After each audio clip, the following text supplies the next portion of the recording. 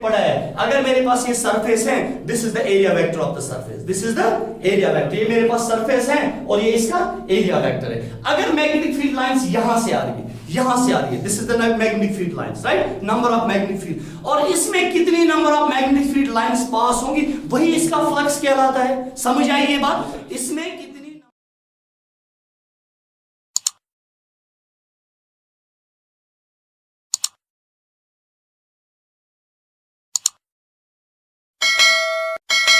अस्सलाम वालेकुम dear students, आज का जो टॉपिक है हमारा that's about AC generator. AC generator,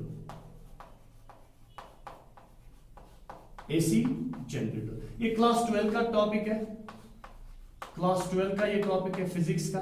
so let's discuss AC generator first. अगर मैं आपसे पूछूं, मैं आपसे कहूं what is AC generator and your answer should B it's a device,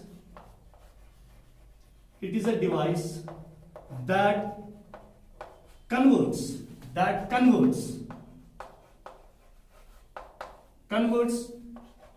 mechanical energy into electrical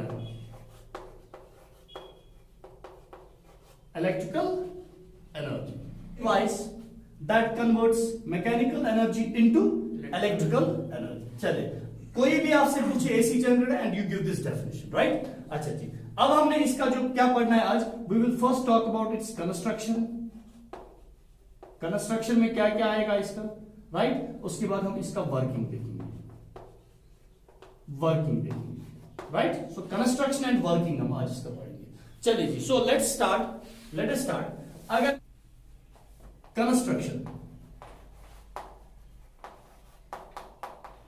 construction of AC generator, construction of AC generator, इसके लिए हमारे पास होता है एक मैग्नेट, ये है नॉर्थ पोल मैग्नेट का, और एक और मैग्नेट लिया मैंने, ये है साउथ पोल मैग्नेट का, राइट? और बीच में हमने ऐसा कुछ असेंबली बनाई, ऐसा कुछ मैकेनिज्म बनाया, we call this as armature, तो ये हो गया मेरे पास, आप इसको कह सकते हो field magnet, we call this as field magnet. समझ आ रहा है यहां तक? समझ आ रहा है ना? सिंपल कंस्ट्रक्शन देखिए इस क्वेश्चन को अंडरस्टैंड करने के लिए आपको स्टेप बाय स्टेप पहले इसकी कंस्ट्रक्शन देखेंगे, इसका प्रिंसिपल देखेंगे और उसके बाद इसकी वर्किंग देखेंगे, राइट? सो कंस्ट्रक्शन में हमारे पास फील्ड मैग्नेट होते हैं, ये फील्ड मैग्नेट का साउथ पोल है, this is the north pole, और बीच में ये जो है ये आर्मेचर है, राइट? और अगर मैं आपसे कहूं ये जो आर्मेचर है ना, ये सॉफ्ट आयरन का बना होता है। किसका? सॉफ्ट आयरन का। इतना याद रहेगा ना, ये सॉफ्ट आयरन का बना होता है, इसको हम बोलते हैं फील्ड मैग्नेट, राइट? और इस आर्मेचर के ऊपर, इस सॉफ्ट आयरन के ऊपर हमने बाउंड किया और अथ वजह तार, इन अदर वर्ड्स ऐसे आप याद रखेंगे ना, कॉपर वायर, राइट? और मैं आपसे कहूं अच्छा वाला कॉपर लेंगे हम, क्यों? उसकी जो रेजिस्टेंस होनी चाहिए ना, वो मिनिमम रेजिस्टेंस होनी चाहिए, राइट? ये पॉइंट याद रहेगा ना। इसके ऊपर हमने बाउंड किया कॉपर वायर। चले जी, अब इसको हमने सपोज घुमाया विद एंगुलर स्पीड ओमेगा, अच्छा जी, पहले कंस्ट्रक्शन कंप्लीट करें। तो कंस्ट्रक्शन में अगर आपको लिखना होगा, it consists of two magnets, north pole and south pole, and both magnets are, शाबाश, we call them as field magnet. In other words, ये जो आर्मेचर है, यहां पे जो आर्मेचर है we call this as armature, this assembly is called as armature, और ये जो आर्मेचर है ये किसका बना है? सॉफ्ट आयरन का। और इसी सॉफ्ट आयरन के ऊपर हमने क्या बाउंड किया? Copper wire. इतना याद है ना? अच्छा जी, तो उसके बाद यहां पे कुछ ऐसा मैकेनिज्म होता है, मैं आपको ये एक्सप्लेन करूंगा, ये होता क्या है बेसिकली। देखिए, आप इतना याद रखेंगे, अकॉर्डिंग टू फैराडे लॉ, वो हम वर्किंग में पढ़ेंगे। इसमें मानो इंड्यूस हुआ ईएमएफ, मानो क्या, इसमें इंड्यूस हो जाएगा ईएमएफ, राइट? इसमें इंड्यूस हो जाएगा EMF because of magnetic field lines जो इस सरफेस में पास हो जाएगी, because of magnetic field lines जो इस पर्टिकुलर सरफेस में से पास हो जाएगी। अच्छा जी, अब आप इतना याद रखो, सपोज मेरे पास यहां तक करंट आया और ये मेरे पास एक टर्मिनल है, ये मेरे पास दूसरा टर्मिनल है, ये मेरे पास एक टर्मिनल है इसका और ये है दूसरा टर्मिनल। मानो मैंने इस पे लोड लगाया, मैं लगवा लंप, इन अदर वर्ड्स लंप लगो में आज सुनिए में गर लगो में, या मैंने किसी जगह इस पे लोड लगाया, राइट? अब मैंने यहां से एक वायर ली, ये दूसरी वायर ली। अगर सपोज ये असेंबली नहीं होती जो मैं यहां पे मैंने बनाया, we call this as slip rings, we call them as slip rings, इनको हम बोलते हैं स्लिप रिंग्स। ये लिखते हैं slip rings, slip rings, right, slip rings.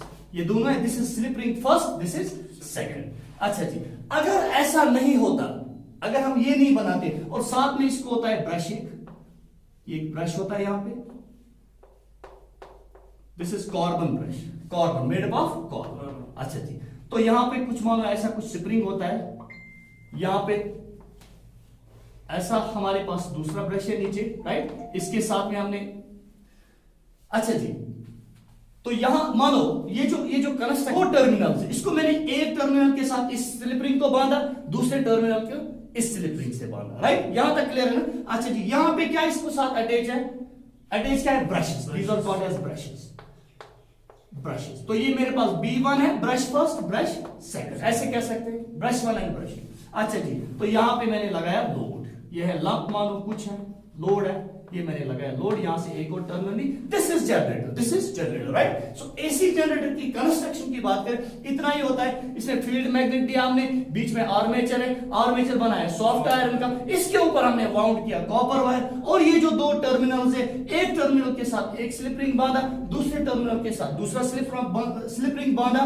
और इस स्लिप रिंग के साथ हमने अटैच किया, इस स्लिप रिंग के साथ हमने अटैच किया ब्रश, राइट। अच्छा जी, यहां पे आपको एक चीज जरूरी सीखनी, वो ये जो स्लिप रिंग है ना, ये जो, और इसी स्लिप रिंग ना ये साथ खुद नचना, कुछ आर्मेचर नचा ना, मैंने इसको घुमाया विद एंगुलर स्पीड, किसी स्पीड से मैंने इसको घुमाया। अच्छा जी, होगा क्या, ये इसी टर्मिनल के साथ बांधा हुआ है, ये आर्मेचर का ये टेल है, इसके ऊपर मैंने ये माउंट किया ये रिंग, अब ये घूमेगा तो ये भी घूमेगा, समझ आ रही है बात, ये घूमेगा तो ये भी घूमेगा। अच्छा जी, तो साथ ही साथ ये दूसरे टर्मिनल के साथ है, ये भी घूम जाएगा, राइट। लेकिन मसला क्या है, मैं क्या करता, सपोज मैं ऐसे ही लेता, इसको मैं लोड लगाता, लंप लगाता सपोज, लेकिन होता क्या, जब ये घूम जाता, ये वायर भी घूम जाती, क्या ये फ्यूजिबल रहता, और ये छने ना वायर, अगर मैं कंटिन्यू वायर तो ये बनाने खतर, सो ओवरकम करने खतर, सो बचाने खतर पे मैं ये असेंबली ऐड करना, right. Otherwise this was not necessary, but it is necessary in the context. इस हमने क्या किया, हमारे पास 2 ब्रश है, brush 1 and brush 2, these are slip rings, this is the construction, this is the construction. Construction clear हुई, construction समझ आई, अब आते हैं वर्किंग पे, अब आते हैं वर्किंग पे। चले यहीं पे आपको मैं बताऊं वर्किंग, वर्किंग बोर्ड से सर नहीं हुआ है, वर्किंग। अब देखिए, वर्किंग से पहले you should know the principle, ये किस उसूल पे काम करता है, राइट। मेरे पास ट्रांसफार्मर है, मुझे ये पता होना चाहिए वो ट्रांसफार्मर किस प्रिंसिपल पे काम करता है। मेरे पास जनरेटर है, I should know the fact कि ये किस प्रिंसिपल पे काम कर रहा है। मैं आपको बताऊं, it works on the principle of EMI। EMI means electromagnetic induction. याद रहेगा, अगर कोई भी पूछे what is the working principle या what is the principle on which this AC generator works, and your answer should be it works on the principle of EMI। What's EMI? It is electromagnetic induction. वो क्या होता है sir, आपने पढ़ा है Faraday law में, थोड़ा थोड़ा और भी बताऊंगा, बट आपने पढ़ा है इलेक्ट्रोमैग्नेटिक इंडक्शन। अच्छा जी, वर्किंग पे आते हैं। अब देखिए होता क्या है, वर्किंग की जब हम बात करते हैं, इसको मैंने घुमाया विद एंगुलर स्पीड ओमेगा, ठीक है, ओमेगा से घुमाया। अच्छा जी, इन पे आते हैं, मानो ये मेरे पास ये आर्मेचर है, राइट, ये आर्मेचर है ना, चले मानो ये इस डायरेक्शन में था, समझ आ रही है बात, ये आर्मेचर इस डायरेक्शन में था, यहां पे मैग्नेट है, यहां पे दूसरा मैग्नेट, और हमें पता है मैग्नेट का नेचर है कि यहां से क्या प्रोड्यूस होगा, magnet, due to this magnet there will be magnetic field lines, और वो कौन सी लाइंस है, ये है मैग्नेटिक फील्ड लाइंस, राइट, ये है मैग्नेटिक फील्ड लाइंस। अच्छा जी, तो इसमें पास हो रही है मैग्नेटिक फील्ड लाइन, और हमने पढ़ा है बाय फैराडेज सेकंड लॉ, जहां बाय फैराडेज लॉ कह सकते हैं हमने बाय फैराडे लॉ पढ़ा है, जब भी मैग्नेटिक फ्लक्स चेंज होता है, जब भी मैग्नेटिक फ्लक्स चेंज होगा तो इसमें इंड्यूस होगा EMF। इसमें अगर मैंने सपोज इसको ऐसे रखा होता, सपोज ऐसे रखा होता, स्टेशनरी रखा होता, इसको मैंने घुमाया नहीं होता, तो होता क्या, इसमें मैग्नेटिक फील्ड लाइंस पास होती, लेकिन इसमें इंड्यूस नहीं होता करंट, क्योंकि कंडीशन क्या है, ये इंड्यूस्ड EMF, ये फ्लक्स जो है, ये फ्लक्स जो है ये चेंज होना चाहिए, ये फ्लक्स जो है ये चेंज होना चाहिए विद रिस्पेक्ट टू टाइम। अगर ये फ्लक्स चेंज नहीं होगा तो इसमें नहीं होगा इंड्यूस क्या, EMF नहीं होगा इंड्यूस। और अगर ये flux with respect to time change हुआ तब इसमें इंड्यूस होगा ईएमएफ। तो मैंने इसको ऐसे डिजाइन करना है, हमने इसको ऐसे बनाना है so that there will be the change in the magnetic flux. ये बात क्लियर, ये बात समझ में आई? तो हमने इसको इस तरह से डिजाइन, तभी मैंने इसको घुमाया, तभी मैं कहता हूं कि इसको हमने घुमाना है विद एंगुलर स्पीड, राइट? अच्छा, तो इस घुमाने का मकसद ये है कि इसमें चेंज होगा फ्लक्स, राइट? और जब चेंज होगा flux there will be induced EMF, और ईएमएफ होगा, वोल्टेज होगी तो ऑब्वियसली करंट भी होगा। क्लियर ये बात? क्लियर ये बात? अच्छा जी, तो होगा क्या? अब देखिए, अगर ये सरफेस को मैंने ऐसे रखा होता तो नंबर ऑफ फील्ड लाइंस ऐसे जाती, और आपको मैंने पढ़ा है अगर मेरे पास ये सरफेस है, this is the area vector of the surface, this is the area vector, ये मेरे पास सरफेस है और ये इसका एरिया वेक्टर है। अगर मैग्नेटिक फील्ड लाइंस यहां से आ रही है, यहां से आ रही है, this is the magnetic field lines, right? Number of magnetic field, और इसमें कितनी number of magnetic field lines pass होंगी वही इसका फ्लक्स कहलाता है। समझ आई ये बात? इसमें कितनी number of magnetic field lines पास होगी that will be the flux link to this surface. इतना क्लियर है? अब मैं आपसे पूछूं, मैंने इसकी डायरेक्शन चेंज की, अंडरस्टैंड करना ये पॉइंट, मैंने इसकी डायरेक्शन चेंज की। अगर मैंने इसकी डायरेक्शन चेंज की, अब यहां से आ रहा है क्या? Magnetic field, magnetic field lines इस डायरेक्शन में, क्या इसमें पास हो रहा है? नहीं, ये इसके परपेंडिकुलर है। अब ये इसके, ये आ रहा है, ये मैग्नेटिक फील्ड लाइंस आई भी यहां से, ये लाइन आई पर चढ़ पर, समझे? ये यहां से, तो इसमें पास नहीं हुआ। जब इसमें पास नहीं हुआ तो हम कह सकते हैं इसका फ्लक्स जीरो है। तो मैंने बेसिकली क्या किया, हमने एंगल चेंज किया। पहले ये 0 डिग्री पे था, पहले ये 0 पे था। अब कैसे 0 पे था? मानो मेरे पास ये सरफेस है, ये सरफेस है, राइट? ये इसका एरिया वेक्टर है, this is the area vector A, और ये है direction of electric field, sorry magnetic field, this is the direction of magnetic field. और आपको पता है अगर ये इलेक्ट्रिक फील्ड होता तो हम रिप्रेजेंट करते हैं ई से, लेकिन यहां पे हम मैग्नेटिक फील्ड की बात करें तो हम इसको रिप्रेजेंट करते हैं बी से। समझ आई ये बात? समझ आई ये बात? So magnetic field is represent by B, if it would have been electric field तो हम इसको रिप्रेजेंट करते हैं फिर ई से। ये आपने पढ़ा है। चले जी, हमें इलेक्ट्रिक फील्ड से कुछ नहीं, हमने पढ़ना है यहाँ पे मैग्नेटिक फील्ड। अब देखिए, ये जो ये सरफेस है, ये इसका एरिया वेक्टर है, राइट? अच्छा जी, अगर मैं आपसे पूछूं इस सरफेस, इस एरिया वेक्टर और इस मैग्नेटिक फील्ड लाइन का एंगल क्या बन रहा है? 0 डिग्री। इसी डायरेक्शन में यही है एरिया वेक्टर, और इसी डायरेक्शन में क्या है? Magnetic field line. तो एंगल क्या बन रहा है? 0 डिग्री। इसी डायरेक्शन में एरिया वेक्टर है और इसी डायरेक्शन में मैग्नेटिक फील्ड लाइन। तो एक लॉ बन गया, एक रूल बन गया। क्या? ये आपको याद रखना है।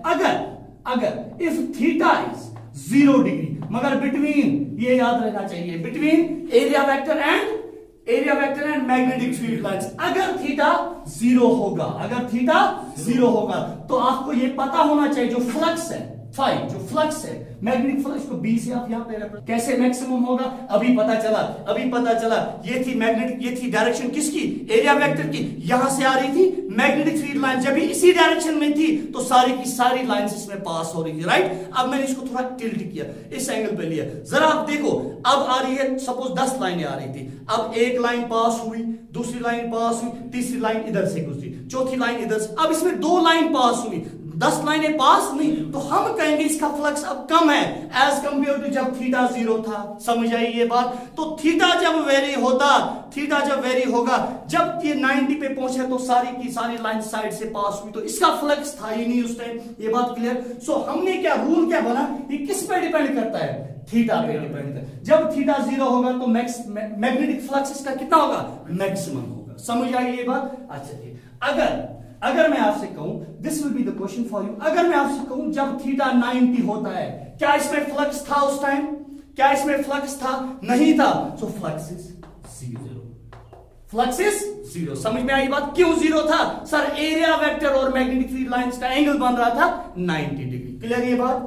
क्लियर है बात? अच्छा जी, सो इसकी कंस्ट्रक्शन हमने पढ़ी। So I am talking about the working principle. अब होगा क्या? यही फ्लक्स, फैराडे लॉ क्या कहता है? जब ये फ्लक्स चेंज होगा, जब ये मैग्नेटिक फ्लक्स चेंज होगा विद रिस्पेक्ट टू टाइम, तो इसमें इंड्यूस होगा ईएमएफ। तो इसीलिए हमने इसको ऐसे घुमाया था, पहले लाइन 10 पास हो रही थी, अब लाइनें 8, अब 7, अब 6, अब कोई नहीं, तो मैग्नेटिक फ्लक्स चेंज होने लगा। जब मैग्नेटिक फ्लक्स चेंज होगा अकॉर्डिंग टू फैराडे लॉ, इसमें इंड्यूस होगा ईएमएफ। बात समझ में आई? बात समझ में आई? तो किस उसूल पे ये काम करता है? It works on the principle of EMI. What's EMI? Electromagnetic induction. मैं आपसे पूछूं, अगर जब इसमें मैग्नेटिक फ्लक्स हमने अब वेरी करवाया, सर क्या ये जरूरी था इसको घुमाना था? अब इसको ऐसे भी करते 24 नहीं, इसीलिए मैंने घुमाया, so that there will be the change in the flux. जब चेंज होगा फ्लक्स, तब अकॉर्डिंग टू फैराडे इसमें ईएमएफ होगा इंड्यूस, और ईएमएफ इंड्यूस हुआ, वोल्टेज हुई, तो इसमें करंट होगा। समझ आई ये बात? अच्छा। तो अब इसमें आया करंट, इसीलिए मैंने यहां से ये एक स्लिप रिंग है और ये दूसरा स्लिप रिंग है।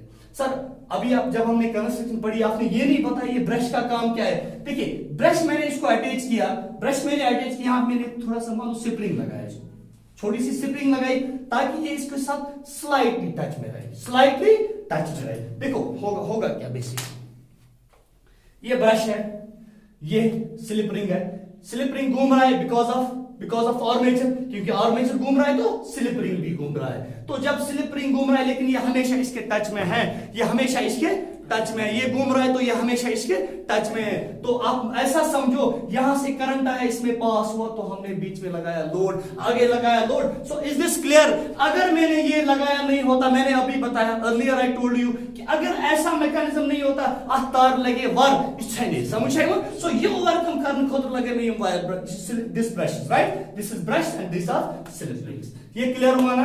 अच्छा जी, और एक और पॉइंट आपको याद रखना है, ये किसका बना है? सॉफ्ट आयरन का। These are called as field magnet, north pole and south pole. चले आगे बढ़े, यहां तक क्लियर है ना? और समस्या माकिन बुझो स्पष्ट कर। अच्छा, तो मैंने आपसे कहा हमने क्या करना है, हमने इसका फ्लक्स चेंज करवाना है विद रिस्पेक्ट टू टाइम, अच्छा जी। चले वर्किंग पे आते हैं।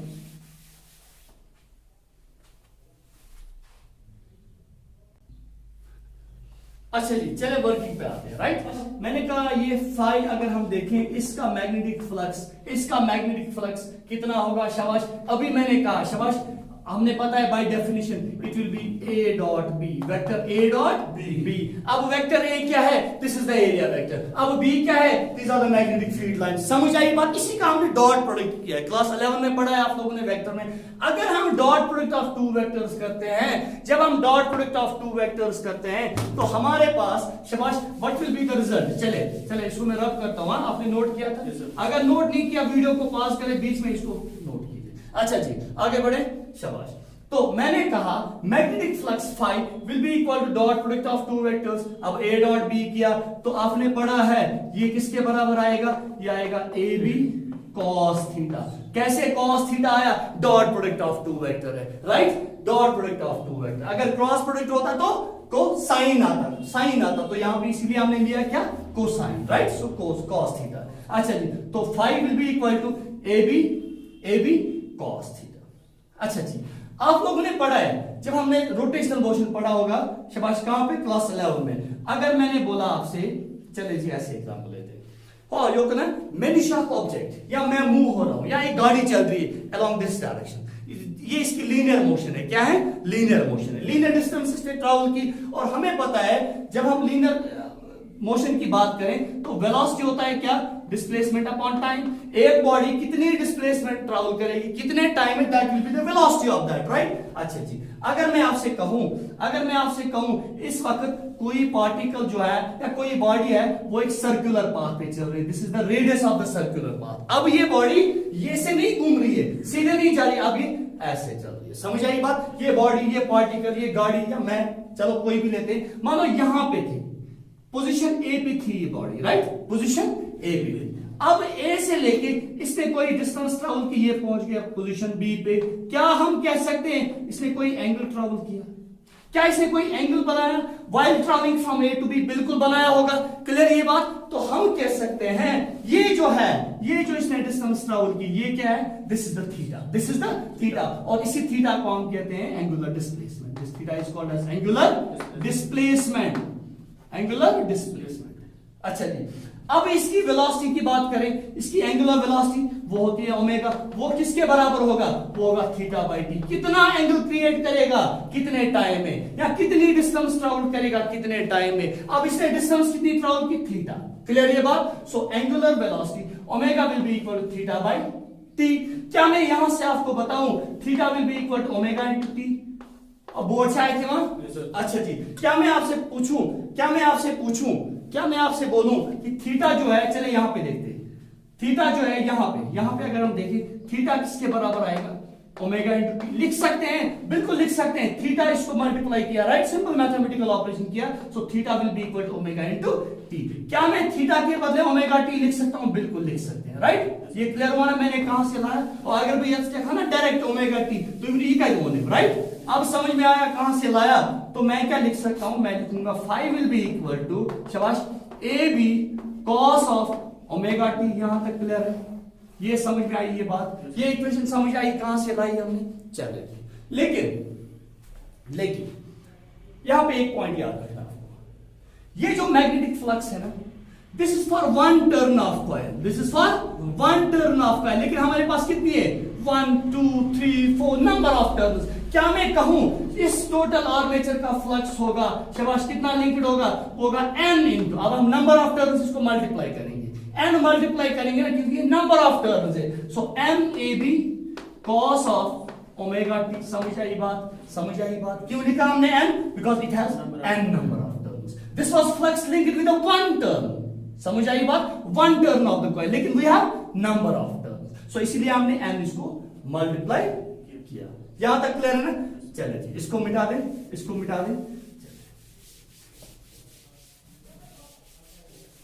अच्छा जी। सो फाइनली मेरे पास इक्वेशन आई, शाबाश, यहां लिखूंगा, ये बोर्ड नजर आ रहा है ना, फाइव आप बी लिख सकते हैं, equal to M A B cos of omega t, right. तो अब इसको हम यहां से रब कर देते हैं, क्योंकि ये इक्वेशन मैंने अब यहां पे नोट करके रखी है। आपने पढ़ा होगा according to Faraday's second law, चले जी, according to Faraday's second law, क्या बोलता है फैराडे सेकंड लॉ, चले मुझे बोलो फैराडे सेकंड लॉ क्या पढ़ा, ईएमएफ वो किसके बराबर होता है, शाबाश, change in flux with respect to time. कितना फ्लक्स चेंज होगा, अभी मैंने बताया था, ये इसकी मैथमेटिकल एक्सप्रेशन है, राइट। अभी मैंने बोल रहा था ना, यहां से मैग्नेटिक फील्ड लाइंस, तो इसमें होगा फ्लक्स, जब ये फ्लक्स चेंज होगा विद रिस्पेक्ट टाइम, तो इसमें इंड्यूस होगा ईएमएफ, वही ईएमएफ ये है, right. So EMF will be equal to d by D T of phi में, यहाँ पे जो साइन होती है वो होती है माइनस, तो मैंने लिखा minus times D five by D T. और आपको पता है परसों ही हमने पढ़ा Lenz's law, so this negative sign is here because of Lenz's law. समझ में आई बात, क्योंकि जब मैंने लेंज़ेस लॉ पढ़ाया तो मैंने आपको कहा कि यहाँ पे नेगेटिव साइन क्यों आती है, क्योंकि जब इसमें इंड्यूस होगा ईएमएफ वो अपने ही कॉस को अपोज करता है, ये बात समझ आई ना, तो इसीलिए यहाँ पे साइन आई minus d five by D t. अच्छा जी, चले आगे बढ़े, यहां तक क्लियर है ना, चले वैल्यू डालते हैं, E will be equal to minus times d by D T of, जरा मुझे बोलो what is the value of 5, कितना वैल्यू था 5 का, अभी हमने लिखा, शाबाश, m, और ऐसा कुल की सिंपली मैंने यहां पे वैल्यू पुट किया, राइट। ये हमें पता है ये equation by Faraday second law, और ये negative sign because of Lenz's law. अब मुझे बोलो, मैंने लिखा सीधा यही वापस d by D T of 5, अब 5 के बदले में लिखूंगा m a b cos of omega T. Clear है ना, अब कौन सा शब्द, m a b cos of omega T, समझ आई ये बात। अच्छा जी, अब सिंपल डिफरेंशिएशन करेंगे, यहाँ पे जो कांस्टेंट टर्म है उसको बाहर निकालेंगे, उसकी डिफरेंशिएशन नहीं करेंगे, शाबाश, उसकी डिफरेंशिएशन नहीं होती है। चले आंसर क्या आएगा, शाबाश, माइनस टाइम्स, यहाँ पे कांस्टेंट क्या है, n कांस्टेंट है, नंबर ऑफ टर्म्स कांस्टेंट है, अब a कांस्टेंट है, एरिया वेक्टर इसका कांस्टेंट, और क्या है b मैग्नेटिक फील्ड लाइंस। अच्छा जी, तो मैं आपको कहूं यहाँ पे बाहर आएगा m a b, ये बाहर आएगा। अब किसकी डिफरेंशिएशन हो जाएगी, d by D T of cos of omega T. cos of omega T मतलब डिफरेंशिएशन ऑफ cos थीटा, आपने पढ़ा है differentiation of cos theta is minus sin theta, याद है 11th में पढ़ा है, बिल्कुल याद है। चले जी, तो क्या मैं इसके बदले लिखूं differentiation of cos theta minus sin theta, लिख सकते हैं, बिल्कुल लिख सकते हैं। चले, ये नोट किया, नोट करना है तो इसको पास करें और नोट कीजिए। चले आगे बढ़ते हैं। अच्छा जी, तो मेरे पास E will be equal to minus times m a b, और निंदर मत खोचो, हुशार सरी ये अच्छा जी। सो माइनस टाइम्स NAB, तो अब मुझे बोलो माइनस टाइम्स NAB, इसको बाहर निकालो तो differentiation of cos theta is minus sin theta. क्या है? Minus sin theta. और इंटरनल डिफरेंशिएशन करेंगे फिर एंगल की। समझ आई बात? अच्छा जी। अब माइनस माइनस प्लस ये बन जाएगा NAB साइन ऑफ अब डिफरेंशिएशन ऑफ किसकी? Sine of omega t. अच्छा जी, अब डिफरेंशिएशन किसकी हो जाएगी? Omega T. ओमेगा को बाहर निकालो, कांस्टेंट है तो differentiation of T will be 1। Sir कैसे 1 है? डिफरेंशिएशन हमने पढ़ा है, अगर मुझे इसकी डिफरेंशिएशन करनी है, इसका पावर क्या है? जब मैं इसकी डिफरेंशिएशन निकालूंगा तो इसका पावर क्या है? 1 है। जिसका कोई पावर नहीं उसका 1 होता है। हम पावर को माइनस करते हैं 1 और इस पावर को यहाँ पे मल्टीप्लाई करते हैं। सो 1 into t will be t, anything raised 1 minus 1 will be equal to 0, so anything raised power 0 will be equal to 1। तभी मैंने कहा differentiation of t will be then 1। चले जी, इसको ओमेगा को बाहर निकाला, इसकी डिफरेंशिएशन 1 आई तो मेरे पास इक्वेशन आई MAB ओमेगा। अब यहां ले आते साइन ऑफ ओमेगा। समझ आई बात? ये किसके बराबर था? E के बराबर। क्लियर? अच्छा जी, अगर मैं आपसे पूछूं या आपसे कहूं ये जो कांस्टेंट था, क्या कांस्टेंट है यहाँ पे? MAB omega. मैं इस कांस्टेंट को रिप्लेस करूंगा दूसरे कांस्टेंट और फर्क पड़ेगा? नहीं पड़ेगी। चलिए जी, क्या मैं लिख सकता हूं E will be equal to E naught भी कांस्टेंट है, NAB ओमेगा भी कांस्टेंट है। मैंने इस कांस्टेंट को रिप्लेस किया दूसरे कांस्टेंट से, तो मेरे पास क्या इक्वेशन आई? E is equal to E naught sine of omega t। This is the required expression for the EMF, right? समझ में आई बात? तो अगर मैं आपसे पूछूं, हमने क्या किया यहाँ पे? सिंपली इस NAB ओमेगा को पुट किया किसके बराबर? यहाँ पे रीजन लिख सकते हैं here, because we have put NAB और ओमेगा, ये किसके बराबर लिया हमने? E नॉट के बराबर। तभी हमने लिखा is equal to E naught sine of omega t। ये समझ में आया? ये समझ में आया? So thanks for watching this video. अस्सलाम वालेकुम।